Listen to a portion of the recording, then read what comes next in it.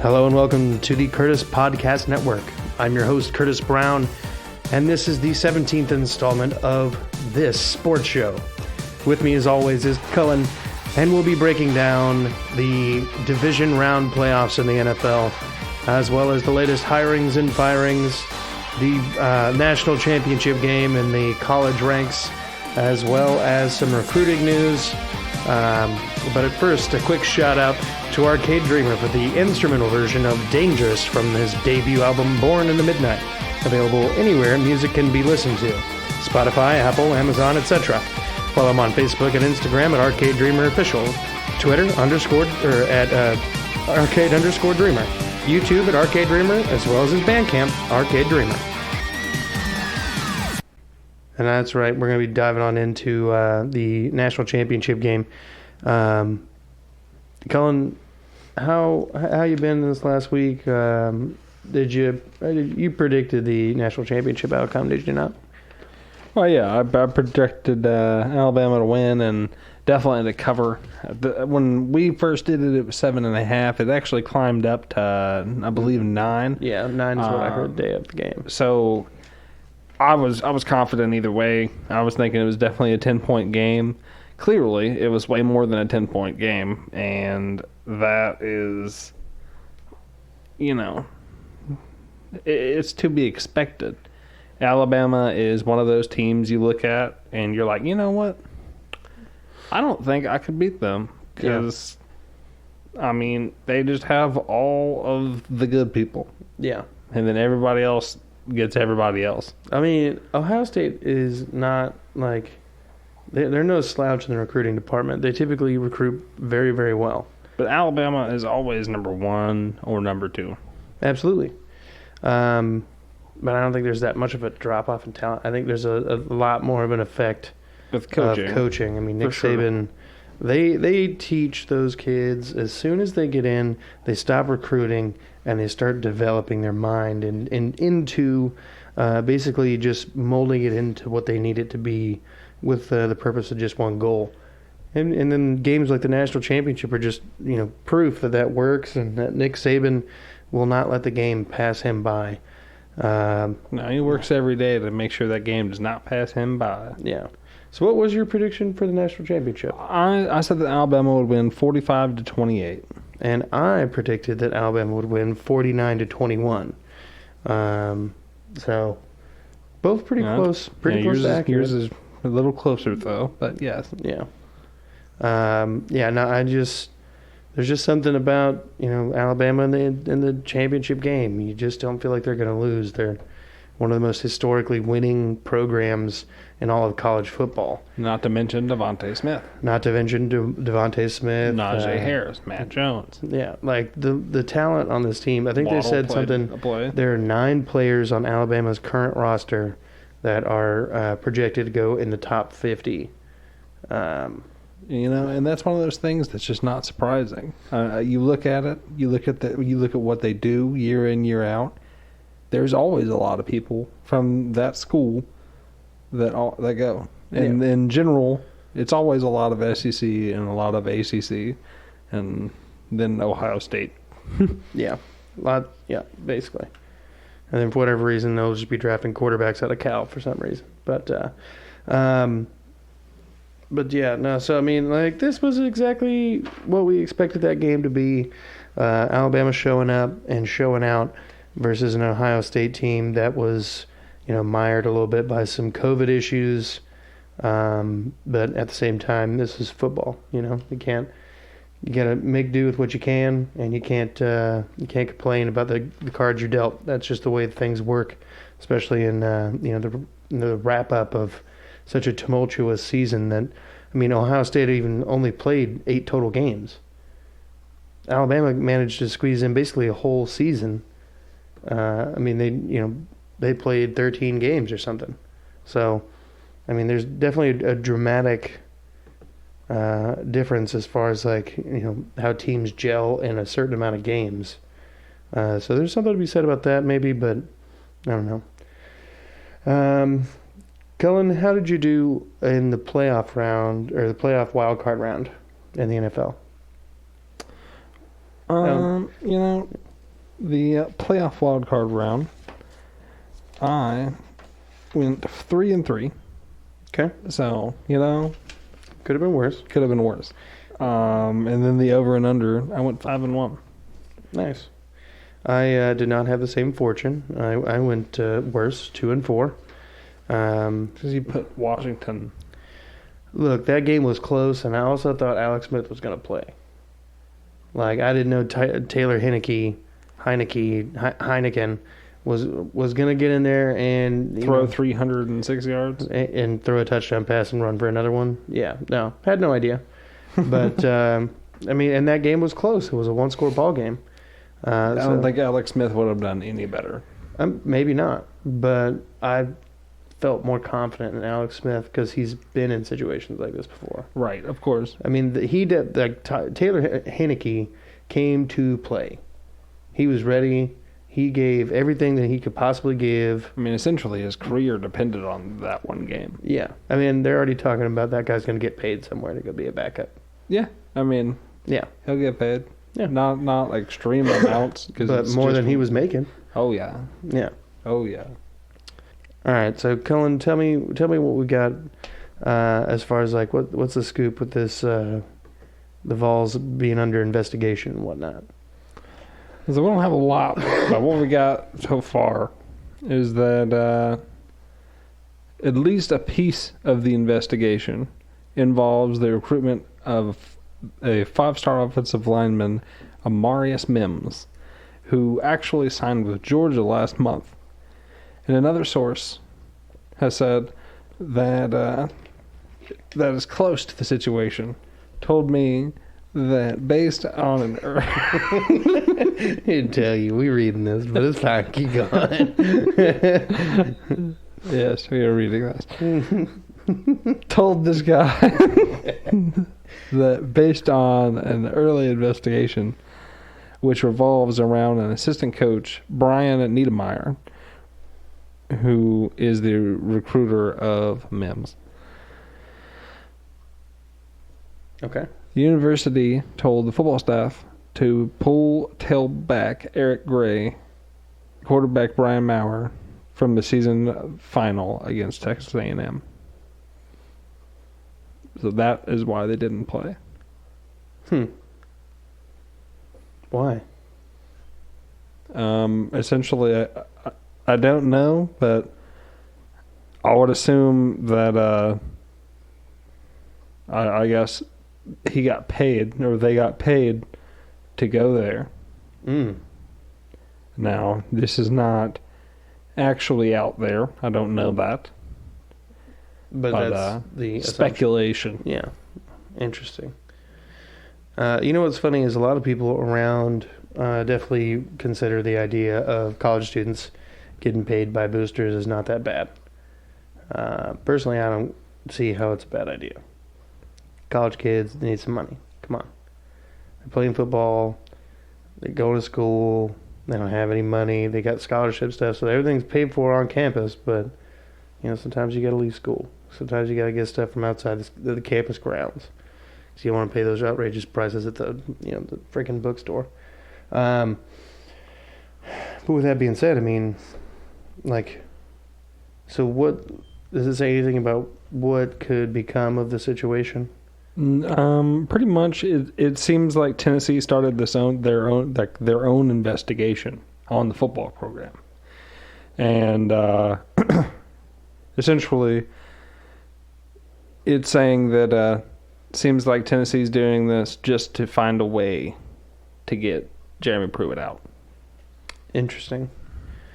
I mean, that would be one way of doing it. They would also alleviate a lot of the guaranteed money that would be sent his way if he was, fired or whatever. Yeah, you would only get $4 million of his $17 million contract. And that'd be a lot more of a pill to swallow than 17. So, I mean, yeah, that makes sense. I mean, I don't necessarily like the idea. It's pretty dirty in a way, but yeah.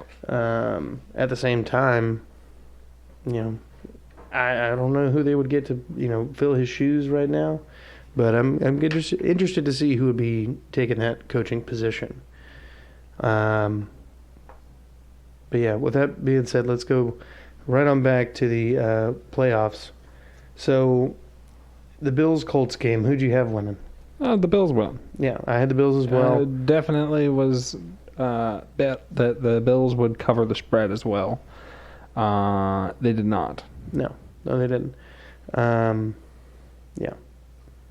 Okay, I chose the Bills. I said that they'd go over. I said the score would be 31-27.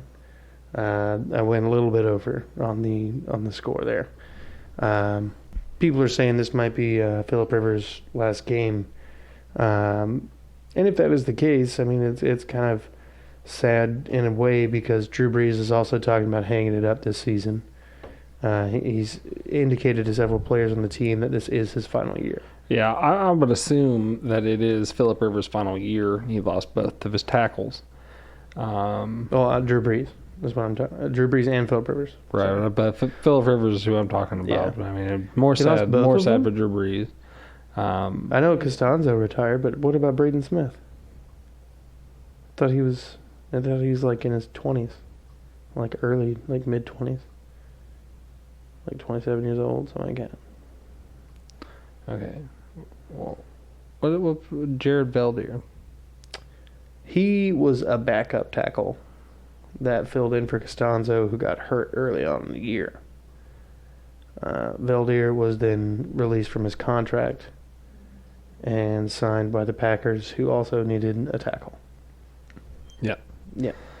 So either way, he wasn't terrible. A little bit of history being made this week.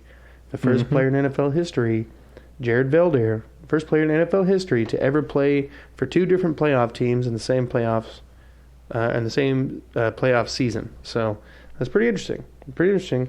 Rarefied air.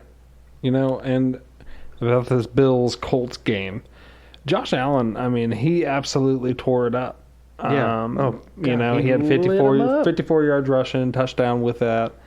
324 yards, 2 touchdowns. And this is on 26 of 35 passing. So he's accurate. I mean, he's and this is a good Colts defense he did this to. I mean, Phillip Rivers didn't have a bad game. You know, he came out trying to get it, but he didn't complete nearly as high of a percentage of passes. He went 27 of 46, got 309 in the yards, 2 touchdowns as well. Jamal Taylor, 21 carries, 78 yards, was their leading rusher. Stephon Diggs also, I mean, that's obviously Josh Allen's favorite target, and week in, week out, he just gets the job done. I mean, he beats the corner that's guarding him every week, at least for a few big plays, at least when he needs it, seems like. Yeah. He got 6 receptions for 128 yards and a touchdown. Damn. I mean, every week he's been balling out. I think he led the league in receptions. He was leading the league in yards, if I'm not mistaken. So, I mean, he had himself quite a season for the first time for the first year of his career in Buffalo. And I'm excited to see them play next week. Baltimore and Buffalo is going to be a phenomenal game. Yeah. I mean, I'm definitely leaning towards Buffalo in that game. Yeah. I mean, they're a very high-powered offense and a solid defense. But we'll get there. Yeah. Next up on the docket, we've got the Seattle Seahawks and the Los Angeles Rams. I had the Seahawks winning. I thought the Seahawks were the better team, but the Rams, with a backup quarterback to start, who, by the way, actually played pretty well for all things considered. Played pretty well. He didn't really play much. Didn't play much. Got hurt like on the second or third drive. Yeah. And then Jared Goff came in and looked awful, like absolutely awful, but did just enough to get the dub.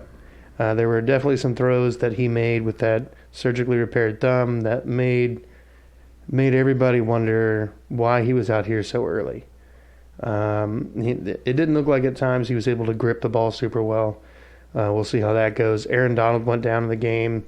They're saying that he'll be available next week. They said it's going to have to take something earth-shattering to keep Aaron out of the game. I mean, you know, the Rams' defense is pretty solid.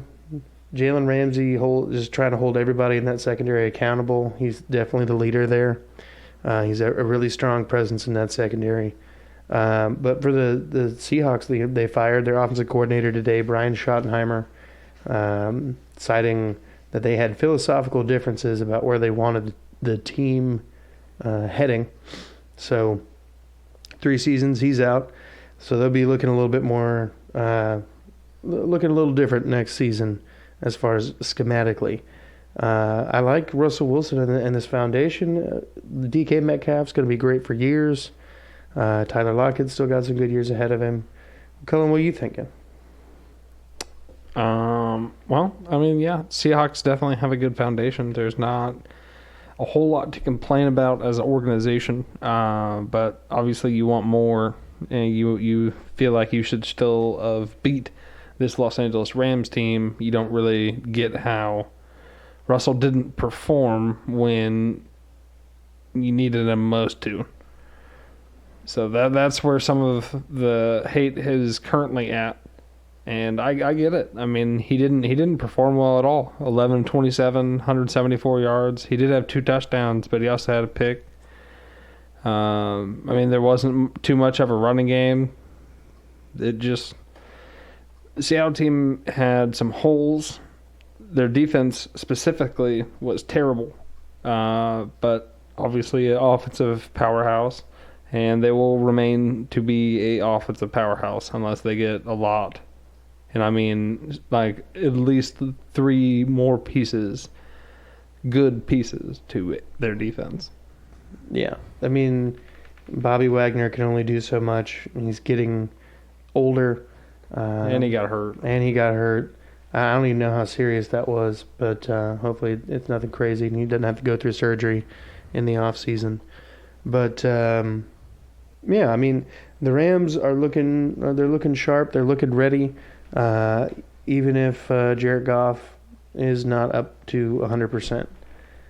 So I imagine that they're hoping that the backup that came in can come back next week and hopefully do, better and stay in longer. But moving on, we've got the Washington football team and Tampa Bay playing. Colin, how'd you weigh that one out on your mind? I had Tampa Bay winning this game in a close game. I had Washington scoring 23 points.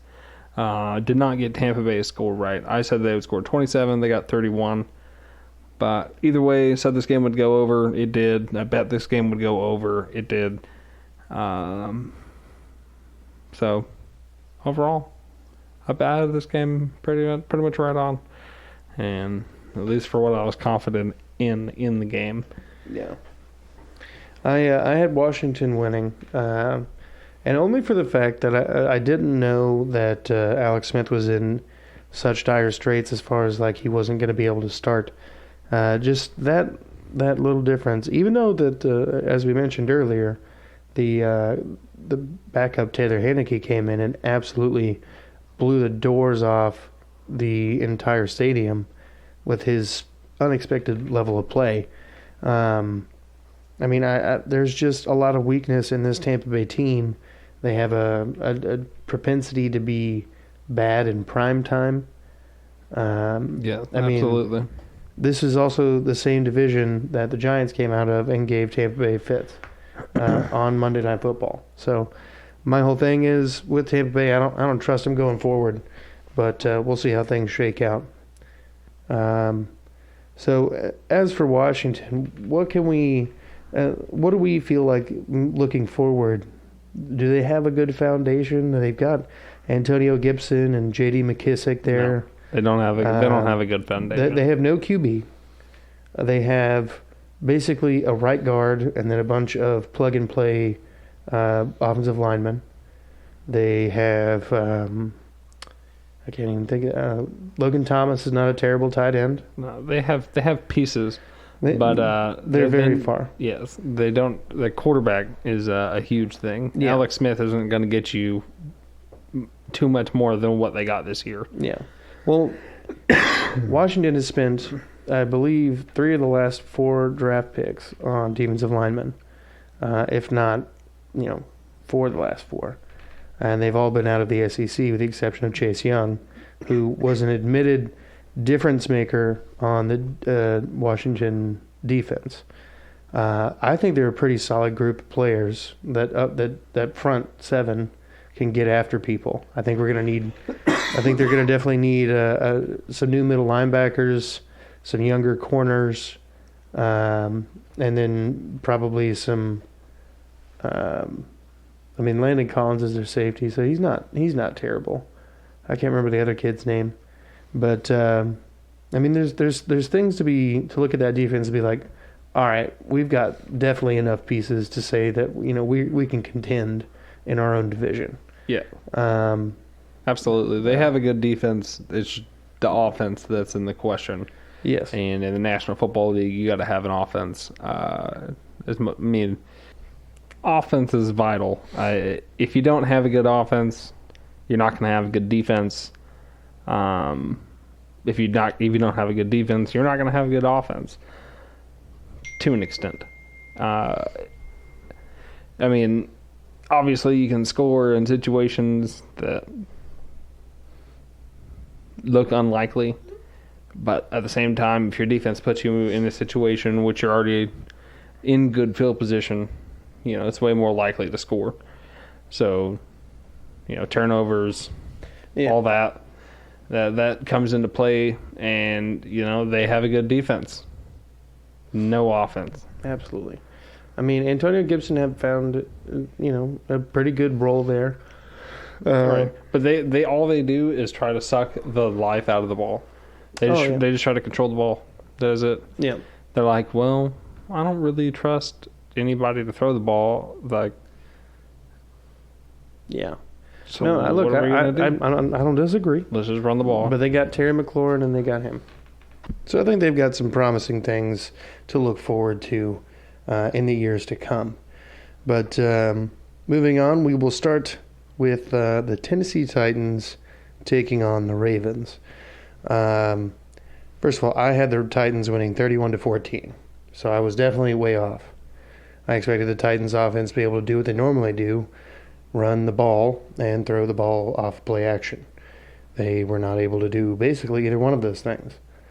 The Ravens came out and did just enough, in my opinion, to come out with a 7-point victory. It just wasn't really like a super convincing win, but Lamar Jackson looked good enough in it to where you're like, I get it. He single-handedly carried them the victory here. This was a very defensive game, and for the Titans, that's a very bad non-existent thing. Yeah, bad situation for them to be in. So, and what's funny is, the Titans defense played pretty well. Exactly. You hold somebody to 20 points, you think you're coming away with a dub. Yeah, you would think. But it's just kind of mind-blowing to me that, such a role reversal happened for the Titans in the playoffs there. Offense didn't show up, defense did. It's just crazy. Colin, what do you think is in the forecast for the Titans' future now that they're out of the playoffs? What do you think needs to happen? I know that they're now looking for a defensive coordinator, and Arthur Smith is probably going to be taking a head coaching job. But what are you thinking? Well, we're going to have to get a tackle somewhere, whether it be the draft or just free agency. But we need a tackle pretty bad. So that's definitely one thing we need to tackle. We need, we got Corey Davis going on free agency. We've got Jayon Brown going on free agency. And we don't really have a lot of cap room. So there's not a whole lot of promise with getting anybody super great in free agency. We're probably looking more of a middle of the road. So not super exciting, but we still have most of our offense staying intact. We'll be losing Corey Davis more than likely. But yeah, they have, according to Over the Cap, they have basically just over $6 million in cap space. With, let's see.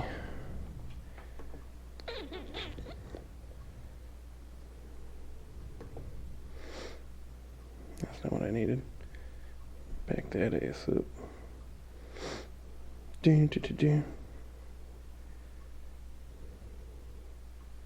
So Clowney will be a free agent.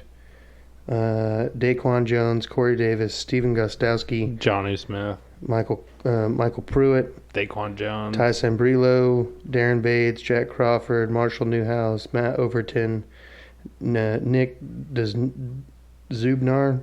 Yeah. Well, a lot of people that are on free agency are just Will people Compton, that are, Jeff Swaim, Donta Foreman, Desmond King, Ferkser, Jameel Douglas, Blasting Game. Yeah. I mean, it's not all nobodies. Some of these people were definitely key contributors for the Titans this season. Of course. So, I mean, I don't foresee the Titans keeping Jadeveon Clowney. I think he's definitely his market has definitely gone soft at this point.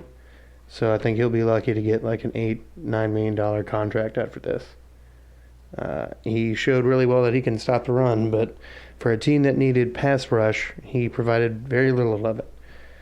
He had similar amount of pressures, this year and last year, but it just never really materialized into sacks. So of those people, if you can keep two of them, who are you keeping? We're keeping Jayon Brown and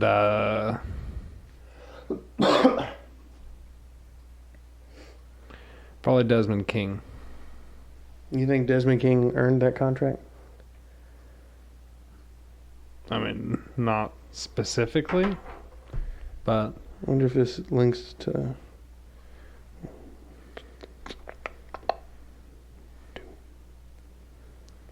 Desmond King's a good player. He's a good slot corner.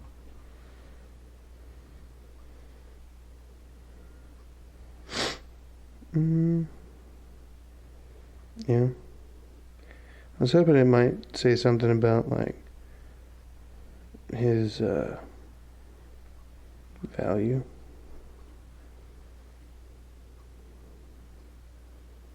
Mm-hmm.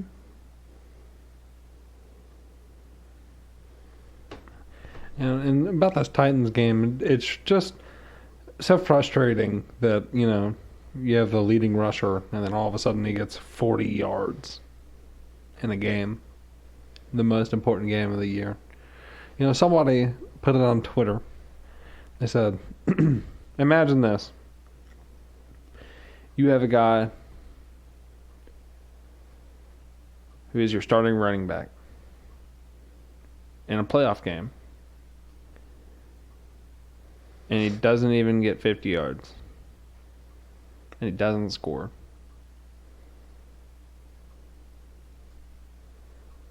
Okay. Yeah. And then imagine this. That same guy was a 2,000-yard rusher. Mm-hmm. I'm with you. And then imagine that Derrick Henry didn't get 40 yards. Or 50 yards. Yeah. Or a touchdown. I mean, that's about right. I'm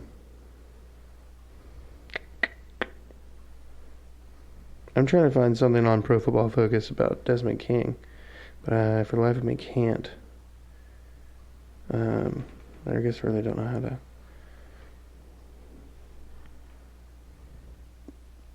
Titans. There we go.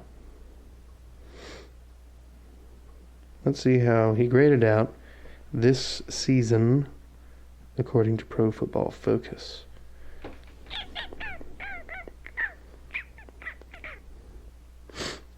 Which, by the way, something that we didn't even mention. So Nickelodeon had one of the playoff games on. How did you feel about that? I mean, Nickelodeon's taking over everything. That seems slightly exaggerated. Taking over everything. No, they're ruling the world. Oh yeah, absolutely. Nickelodeon's just the start, man. NFL, Nickelodeon. Next thing you know, it's going to be friggin' Nickelodeon guns. That's the only way you can buy guns. So Desmond King's grade is a 67, which is yellow tier as far as how they grade things out. So, like, for comparison, Jeffrey Simmons is an 83.6, according to Pro Football Focus. Right. Jeffrey Simmons had himself quite the season. Kevin Byard, a 65.8. Kenny Vaccaro, 58.7. Christian Fulton, 56.1. Breon Borders, 71.1. Chris Milton, 44.9. Ty Smith, 61.4. Kareem Moore, 60.4. Malcolm Butler, 74.5. Dory Jackson, 56.6. So they definitely need some corner help. Malcolm Butler's not getting any younger, and he's not necessarily the fastest gentleman on the field. And I think that's something that they definitely need, at least when they're competing against teams like the Texans and the Jaguars, who have deep threats. Yeah, and we definitely need faster corners. So I don't necessarily think that there's going to be any big name corners in free agency this season. I could be wrong, but I don't think that's going to happen. I mean, you imagine Jair's going to get an extension, and then that's pretty much like the end of the cornerback class. That's like any sort of good. The Texans need corners like a mother, so like I feel it. But I don't think you need to spend the money on Desmond King. I think you need to let him walk. Because I mean, I think you got basically what the Chargers got out of him, which was not phenomenal. It's not like he came in and the defense was immediately better. He played like who was his debut against? Like the Bears or something? Yeah, that game he scored. Yeah, well, the Bears' offense is just terrible. Yup. Yeah. So I mean, there's definitely a lot of things that could be fine-tuned. That Jayon Brown, to me, is definitely a priority for the Titans. I don't think that they'll be able to keep him and Corey Davis. Yeah, no. Corey Davis is basically pricing himself in almost the $10 million a year range. And then you've got Jayon Brown, who's not a bad middle linebacker, but he... you're looking for somebody a little better. I think Rashawn Evans is definitely the one to extend further. But what's his name? Jayon. His PFF was 66.4. Old boy Rashawn Evans. Even worse, 55.1. Maybe just linebackers all around. I mean, our entire defense just was terrible, but that's facts. I mean, it's partly because we didn't really have a defensive coordinator. Yes, yes, it's very similar to why the Texans have been horribly mismanaged because they haven't had a GM.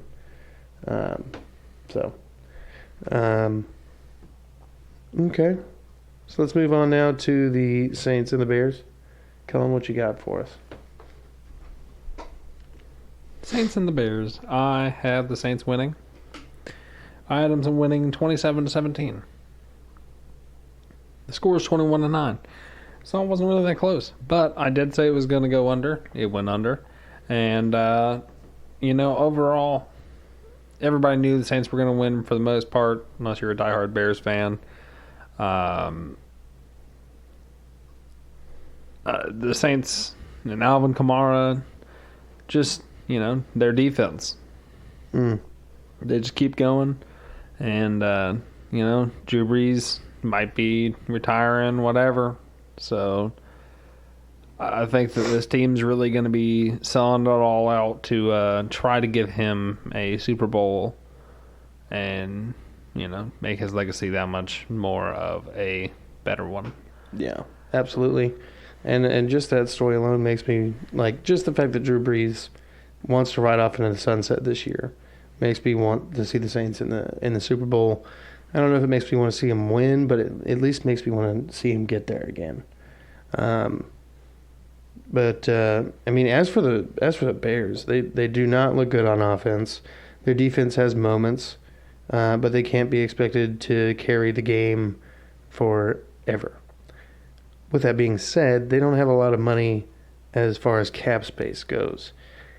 They will have $89,572 in cap space. Yeah. So they're going to need to be cutting some players out. Let's see who they're looking at leaving in the off season. Allen Robinson, Mitch Trubisky, Cordero Patterson, Roy Robertson Harris, Pat O'Donnell, Demetrius Harris, Mario Edwards Jr., Deion Bush, Barkevius Mingo, John Jenkins, Tayshaun Gibson, Dwayne Harris, different one, Artie Burns, Jermaine Effetti, Patrick Scales, DeAndre Houston Carson, Brent Urban, Cairo Santos, J.P. Holtz, DeAndre Carter, Pinheiro. Yeah, and the rest of these guys are just kind of, no names or whatever, practice squad guys. But they need to definitely keep Allen Robinson, and letting some of these guys go would definitely, it should be able to free some assets up there. Now, most of that cap money, let's see if I can get back to that real quick.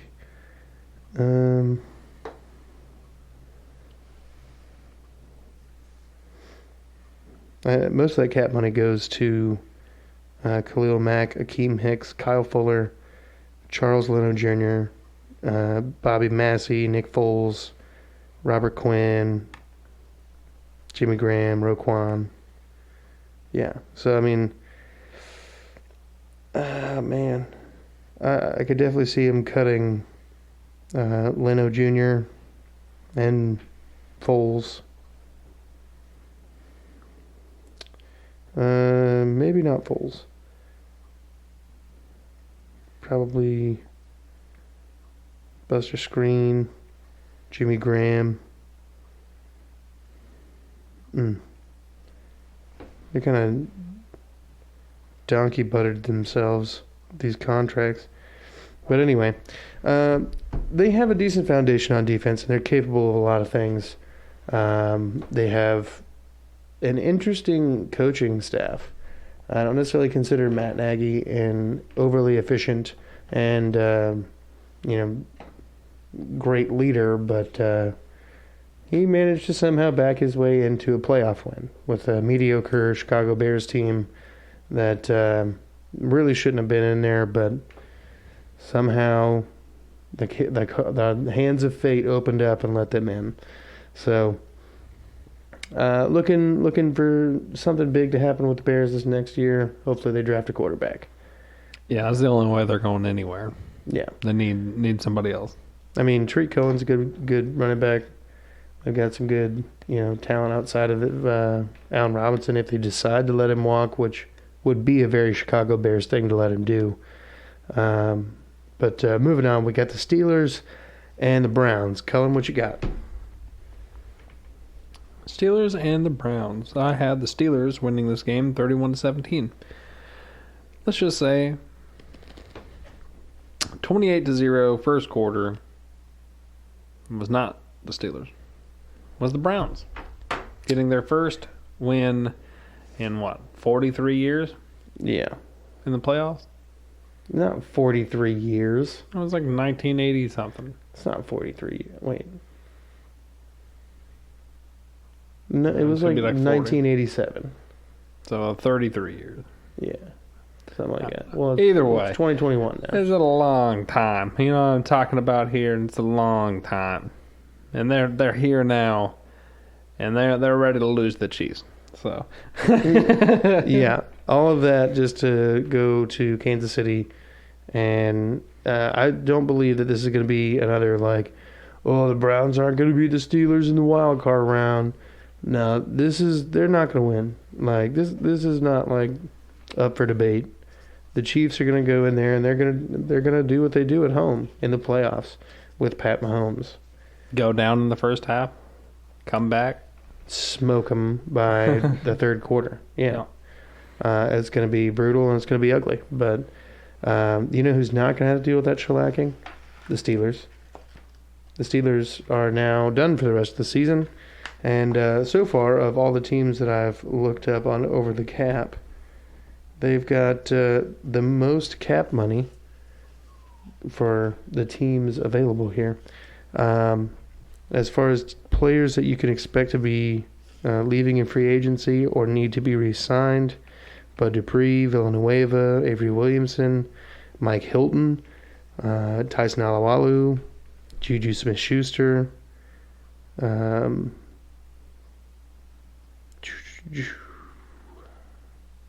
Trey Edmonds, it's the running back. That's nothing crazy. Cameron Sutton, James Conner, Josh Dobbs. Josh Dobbs? Tennessee boy. So they're not really losing a whole lot. I mean, they're losing basically the entire tackle position, but they need to get older there anyway. Villanueva's 33. Bud Dupree, that was his best season this past year, and it was cut short. So I don't know. I don't know. Cullen, of any of those names that I just rattled off, who do you think is the most dire need to keep for the Steelers? Bud Dupree, Villanueva, Avery Williamson, Mike Hilton, Tyson Alualu, Juju Smith-Schuster, James Cameron, not the director, James Conner, Cameron Sutton. The most, or which they have $21 million. They could probably sign 2, even 3 of these players, depending. So I'm going to go Juju and Mike Hilton. Okay. Yeah, I have to agree with you. I think that would be the best course of action. There we go. I mean, why would you let Juju walk? You need him. Deontay Johnson's got the drops sometimes. Chase Claypool's still young. Juju's like 23 or 24 now. So, yep. I mean, we'll see how this all progresses, whatever. But yeah, let's see. Yeah. Now, as for the, I'm going to go here and look for the Seahawks and the Colts. What their over the cap stuff is looking at. Seahawks, what you looking at? 17 million cap space. Not a lot of cap space. Biggest contracts: Russell Wilson, Bobby Wagner. This contract will be pending free agents: KJ Wright, Greg Olsen, Bruce Irvin, Quentin Dunbar, Jacob Hollister, Carlos Hyde, Mike Iupati, Geno Smith, Luke Wilson, Philip Dorsett, Josh Gordon, Demarius Randall, David Moore, Shaquille Griffin, Shaquem Griffin,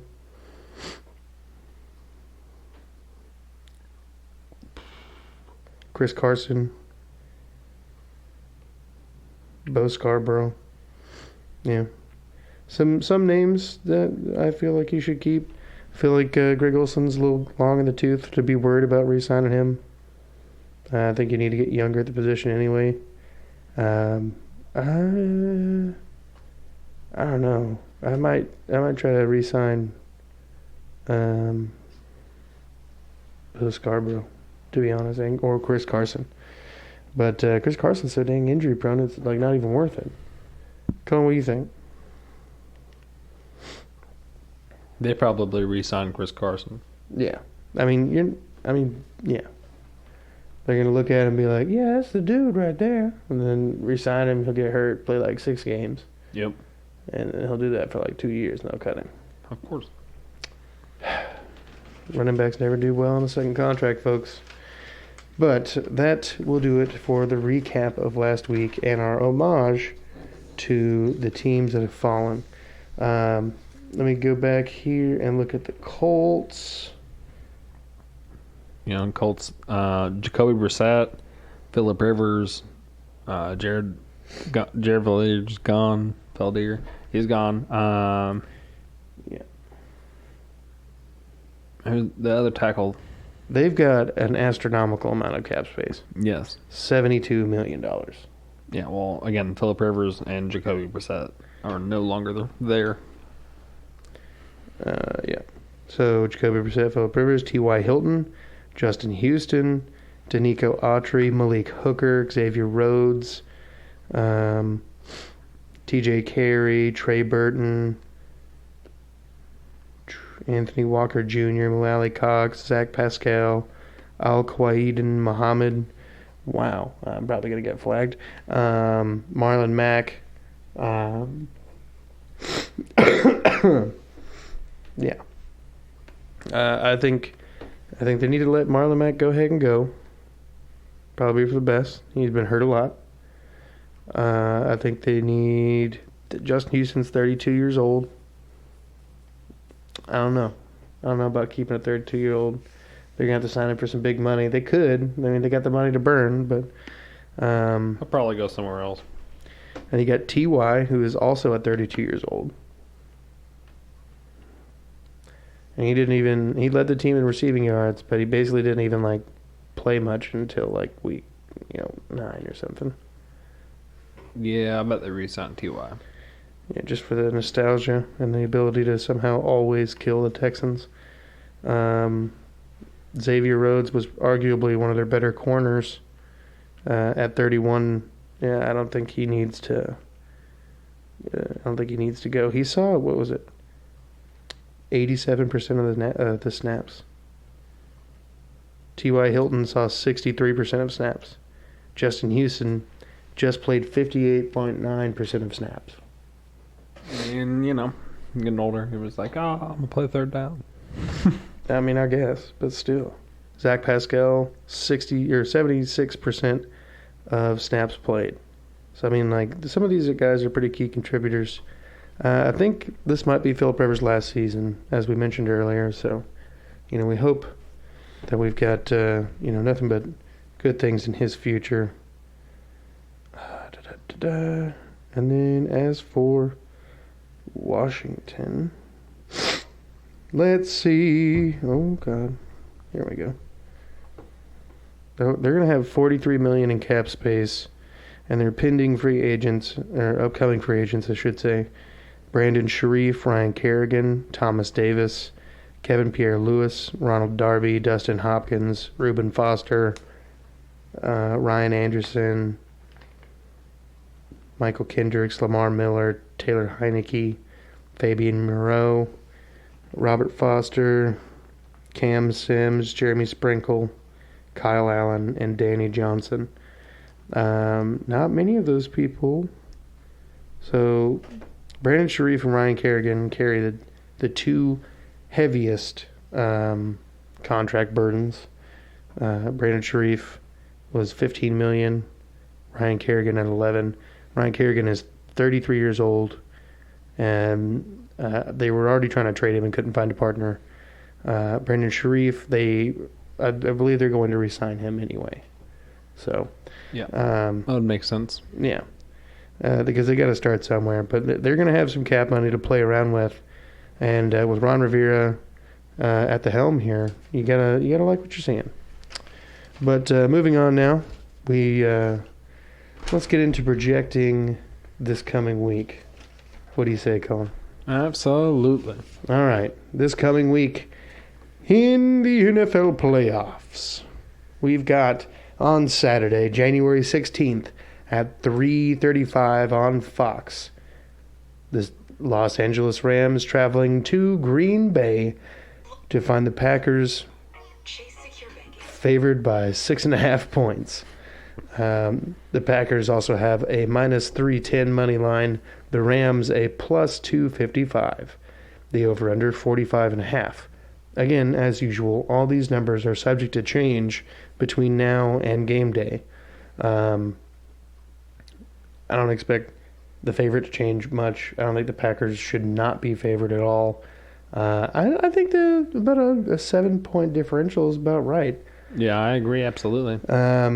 I think that really fits this. So if you got money in your pocket and you're looking for a bet, I feel like the Packers winning this game is a pretty good bet. They're going to have Jalen Ramsey ideally probably shadowing Devontae Adams all game, but we'll see how the rest of that defense plays when it comes when push comes to shove with all these other guys who are also quite able to catch the ball. So I feel like the Packers are going to win by 7. I'm going to say it's going to be a pretty close game, 27-20. I think Aaron Rodgers throws 3 touchdowns, and I think Jared Goff can't really shake his whole thumb injury, obviously, because he just had 3 screws put in it. So, Cullen, how are you thinking? Yeah, Packers are definitely going to win the game, but I think it's in a dominating fashion. I think what happened last week was a fluke for the Rams. I don't think the Rams are a better team than the Seahawks. So, with that being said, I'm going to go with Devontae Adams and Aaron Rodgers and Aaron Jones to all have great games. Mm-hmm. And absolutely destroy this Rams defense, even though that's pretty much the only reason that the Rams are here is because of their defense. I don't think that the Rams get their offense going at all, like you said, but I think they score 13 and not 20. So I'm going to actually go Rams 13, Packers 31. Okay. I mean, I can't necessarily fault you for it. The Packers have shown the ability to blow some teams out, but they've shown some weakness as well. I think the Rams defense doesn't have to be great, but they have to be pretty good to slow them down to just 27 points. The next game on Saturday, we've got the Baltimore Ravens traveling to Buffalo, where the Bills are favored by 2 points. The money line, Bills minus 135, Ravens plus 115. Over under 50 points. I like the Bills. I think 2 points is a little shallow. I think the Bills end up winning this game by a lot more. And my whole reasoning for that is the Bills defense looks absolutely incredible. They are clicking on all cylinders. Their offense is firing probably even more efficiently, if that's even possible at this point. Josh Allen is looking amazing, and the Ravens are going to have to bring their absolute A game to make it any further. With that being said, I do like the Bills and Josh Allen to have a damn good night. And I imagine a 34-21 victory over the Ravens. Now put me over. Cullen? Yeah, I also like the Bills here. ESPN has the Baltimore Ravens as a 51.4% chance of winning this game. So they're owned by Disney. They don't know anything. Essentially, I don't like that at all. Yeah. And then with that, I think that Vegas knows that this game is going to be won by the Bills. So I think that's why the spread's so low. But I'm going to have to go Bills 27, Ravens 24. Okay. I think Josh Allen has a really good game, definitely runs for a touchdown. I think Lamar Jackson has a decent game, but runs for a touchdown as well. Yeah, I don't look for the Ravens running game to be able to do much outside of Lamar, that is. And, I mean, Lamar has not really shown the ability to just outright kill you with his arm. This season, anyway. And I think the Bills' defense is more than capable of shutting him down on a pretty consistent basis next Saturday, or this coming Saturday, rather. Moving on to Sunday, January 17th, at 2:05 on CBS, we have the Cleveland Browns in the divisional round of the playoffs. Playoffs? You kidding me? Playoffs? Are we talking about playoffs right now? Playoffs? We can't even get guys in practice. Practice? What are you talking about, practice? Practice? Thought we were talking about playoffs. Yeah, the Chiefs and the Browns are playing each other in the divisional round of the playoffs. So, yeah, that's a thing. And it's actually kind of incredible that the Browns were the first team in NFL history to score 28 points in the first quarter of a playoff game. Apparently that's never happened. And the Browns now own that distinction. With that being said, the Browns stop here. The Chiefs and Patrick Mahomes are going to light up the Browns like New York around Christmas time. It's about to be absolutely just all the lights, all of the Browns, just like, oh, did you think this was a strength, weakness? Oh, did you think that was a strength, weakness? Pat Mahomes is about to just slaughter this defense. I think the Chiefs win in a very convincing fashion, putting up 45 points, because they don't give a crap about how many points they're scoring in the playoffs. 45-10 over the Browns. I think Baker Mayfield chokes on this stage. Baker Mayfield. I think he chokes on the stage and is not able to keep pace at all, or even make a compelling argument that he should be on the same field with Pat Mahomes. Cullen? I'm going to have to disagree with you to an extent. Chiefs are definitely going to win the game. Chiefs are going to score a lot of points, but I also think the Browns score a decent amount of points. They're definitely coming into the game with a huge underdog mentality, as they should, because they are. And, you know, there's something to be said about an underdog that's actually not, like, just flat out terrible. Yeah. When that underdog is somebody who enjoys the fight and can fight, but will just lose to somebody who is better. You know, sometimes they either win or just get into a dogfight. Yeah. So yeah. I think that the Browns, just like do exactly what happened last year to the Chiefs, both divisional and conference games. Yeah. The Browns get up early and then stall out, and the Chiefs come back and win. So I'm going to say the Browns get up to a 17-3 lead at the end of the first quarter. I'm going to say at halftime it's going to be 24-10. Whom? Well, oh, okay, sorry. Dumb. Yeah. So halftime is going to be 24-10 Browns. Chiefs come back. It's 24-27 Browns still. Okay.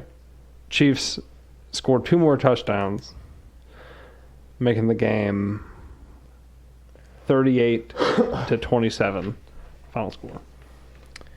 By the way, the money line's here and everything. Chiefs favored by 10 points. Browns money line plus 400. Chiefs minus 500. And then over under is 56 points. Yeah. I don't know. I just feel like the Chiefs defense is definitely underrated this season. They're playing better than people think. I mean, yes, if you look at the game against the Raiders, you're like, oh, what about that game? Or about the game they lost against the Chargers. Well, the starters didn't even play. So I don't think their defense is that bad. ESPN gives the Browns a Screaming. 18.7% chance of winning this game. Yeah, that's about right. That's about right. I mean, everybody's got a fighting chance, and the Browns are no different, so we'll see. I definitely believe that the Chiefs walk away going to their second consecutive AFC Championship game. And then now we have the fourth matchup and the third matchup this season between the Tampa Bay Buccaneers and the New Orleans Saints. Saints have beaten the Buccaneers on both other occasions this season.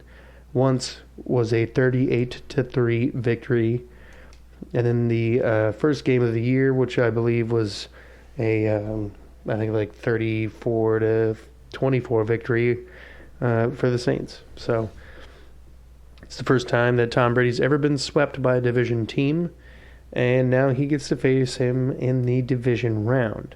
Two of the oldest gunslingers still out here doing it, Drew Brees and Tom Brady. The Saints are favored by 3. The money line, Saints minus 170, Bucks plus 150, over under 52. Cullen. You know, it's always hard to beat a team 3 times in the same calendar year. Hell, it's hard to beat a team twice, but they did it better the second time than they did the first time. Right.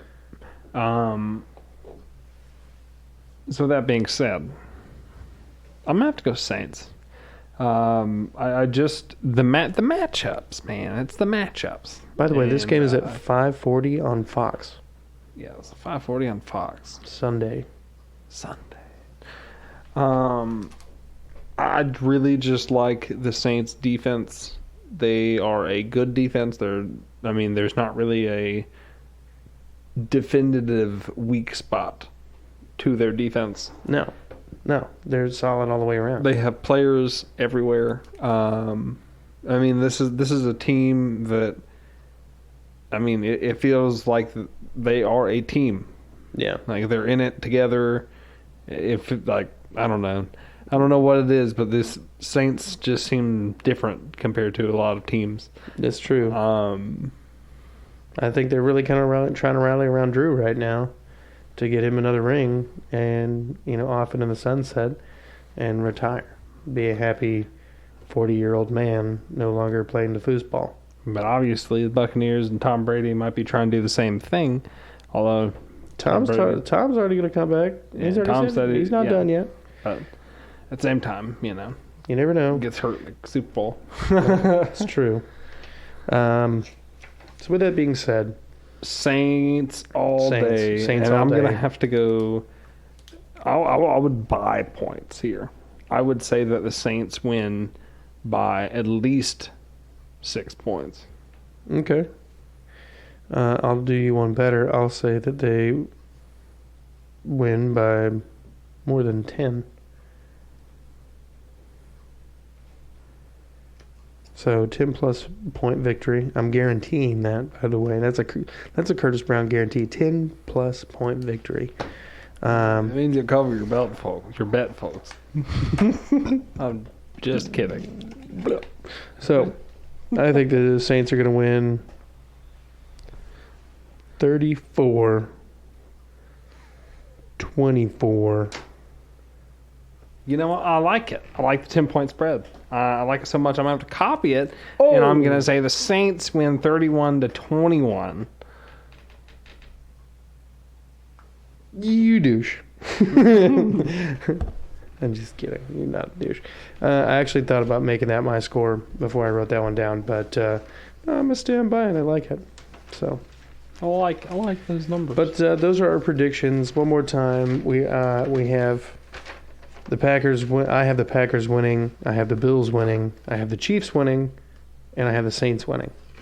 Colin, what do you just a quick rundown, real quick? Yeah, I've got the Packers, the Bills, the Chiefs, and the Saints. Oh, sweet. So if we get anything wrong, we're both wrong. Sweet. Exactly. Sweet. It's going to be a fun one. Folkies. So we have a couple new names to add to the fired list. Fired. Fired. You're fired. fire. Only you can prevent forest fires. Doug Peterson, the head coach of the Philadelphia Eagles, is no longer the head coach of the Philadelphia Eagles. And Seattle Seahawks offensive coordinator Brian Schottenheimer makes the list as the Seahawks let him go after 3 seasons. Eric Bieniemy and the Houston Texans have officially made contact as far as setting up an interview. Arthur Smith has been contacted by 7 different teams to set up an interview to be the new head coach of their respective squad. Oh, yeah, he's traveling everywhere. He's like, you know what? I'm here. I'm there. I'm going to go everywhere. I'm here. I'm there. I'm everywhere. I'm Arthur Smith. I'm trying to get a head coaching job. And then the Cowboys have hired former Atlanta Falcons head coach Dan Quinn to be the defensive coordinator after firing Mike Nolan earlier last week. So Mike McCarthy just really loves to find old head coaches and put them at his coordinator spots. I mean, they're not necessarily old, but I mean, like, they're just former head coaches. With that being said, I think that Brian Schottenheimer's got a lot of potential in his future. I like Doug Peterson to pick up an offensive coordinator's job somewhere. I just want to know, as a Titans fan, Colin, do you have any defensive coordinators that you'd like to see come to Nashville? At the specific moment, no. Can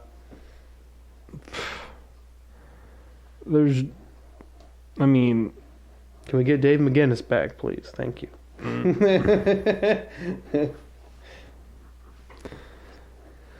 I guess Robert Salah, maybe. Well, he's want to be a head coach. I know. Hey, we know you in San Francisco being a defensive coordinator. You want to come be a defensive coordinator here? Yes. You don't want me to be a head coach? Nah, we got Mike Vrabel. Maybe we can move Mike Vrabel to be our defense coordinator. Just swap them up like that? Swap up. No problem. Nothing has really come out of the Marvin Lewis interview with the Texans. As far as my little Texans update here, Deshaun Watson and the Texans organization are on very shaky grounds, but basically from all reports, there will definitely never be a trade of Deshaun Watson, which typically means that there will most assuredly be a trade of Deshaun Watson at some point in the future. But this one seems a little bit more genuine than most, at least in its presentation, from the owner down to the GM and a lot of the players in the locker room. They don't want to see Deshaun go. He is the quarterback of the future, and I have to agree. With that being said, I don't know exactly to what depth J.J. Watt fits into their plans anymore.